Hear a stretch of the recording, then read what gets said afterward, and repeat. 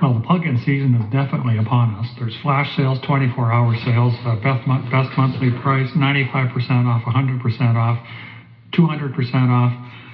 However, anytime you are looking at acquiring plugins, whether for anything, there's a few things you need to think about. And so what I've got here is like sort of a kind of 13 tips for that I personally use to evaluate and think about and end up with plugins. First one, demo. So demo on one machine. If you're lucky enough to have a second machine, demo on that, so you can take maximum of time of 2 different 14-day demos. And make sure that when you demo these plugins that you're really doing it in depth, not just a 5-minute quick demo. Oh, great! Now I need to buy this now, but really look at how they work. Some of them are quite complex. For instance, if you look at MFM2 from UHE. Delay plugin, there's a lot of settings. It takes a lot of effort to kind of get familiar with how all those things work. Number 2, pause and wait till that plugin goes on sale. Some of them are less likely to go on sale, but most go on sale. And with all these various online department stores of plugins, there's always a sale on something. And so sometimes you have to wait a month or 2, but again, get it at the best price. Look at the reviews. There's a lot of YouTubers out there that regularly look at new plugins and the functionality. There's, typically when anything comes out, there's immediately within a short time frame a good tutorial. Read these reviews. Watch some of the YouTube stuff and get familiar with how the thing actually works. Because it's one thing when you see the flashy demo video, because the builder of the plugin will hire a creative video service. They'll have amazing music, so it sounds like the plugin will just like enhance your stuff so remarkably that how could you not possibly just want to buy it immediately. Try to replicate or design the plugin's function in your DAW. For instance, in Ableton, you have chains, you have envelope followers, you have LFOs. You can use this to try and replicate the functionality of the plugin just by designing it yourself. And this is a good way to not only come to grips with you really need the functionality, but it's also a good additional training for using your DAW. Number 5, presets or sound design. I always have good intentions about sound design. I come from an analog background, so I love the knob twiddling and changing dials and hearing what the differences are. The actual reality of that is that I don't have enough time to do deep sound design or effect design and tend to use a lot of presets. And so when I look for a plugin, one of the things I also look for is what are the presets that are included with it. Some of them have, very few, and you're going to be subject to a lot more work to design. Others have hundreds, which makes it a little bit easier to flip through things. Number 6, is the plugin you're looking at is something that's going to reduce your effort. So for example, there's a lot of good glitchy effects plugins out there. Shaperbox is one. That will actually, it's functional enough that will actually save you time in terms of drawing a lot of automation lanes in your DAW. And Shaperbox will accomplish a lot of that automation for you in a much faster kind of way. Does the number 7, create a monthly budget. My background is an accountant, and so what I do is I have a monthly budget, X amount, and I look at that on an ongoing basis and make sure I'm staying within an average amount per month.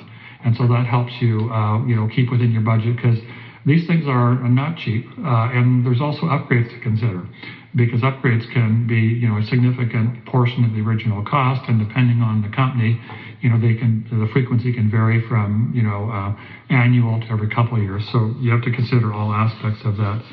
Number 8, do you really need the plugins at all, or are the stock plugins in your DAW good enough? And so, Ableton, for example, has a ton of stock plugins, as does Reason, Logic Pro, Fruity Loops. All of these things provide a huge amount of functionality, and in some cases, may not make much of a difference at all in terms of the final sound. And don't get me wrong, I love a new plugin. I picked up Pigments this year. It was on sale, and I'm really enjoying all the interface, the automations, the knobs, the presets, and so but again, is this something that is standard in a DAW, or is it an addition that really makes a difference in terms of your sound and your creativity? Number 7 is really a kind of an interesting one in a way, because you don't want to also overuse plugins in your music. So there is a propensity when you get, for instance, a nice glitch effect or something, to kind of want to use that on every track. And it's worth remembering that the plugins in that case are maybe more of the sauce or the flavoring, as opposed to the kind of the core of every track in your song, right? Especially if you've paid a lot for a plugin, you feel compelled to use it everywhere. And so that's another thing to think about when you're buying a plugin, is like, yeah, this is a great glitch effect, but am I going to use it on one track, one song, very often, not very often, and just again to consider that. The number 10 is, what technology platform is this plugin at? So for instance, is it a VST3? Or is it a VST, whatever? Is it AU, and so on and so forth.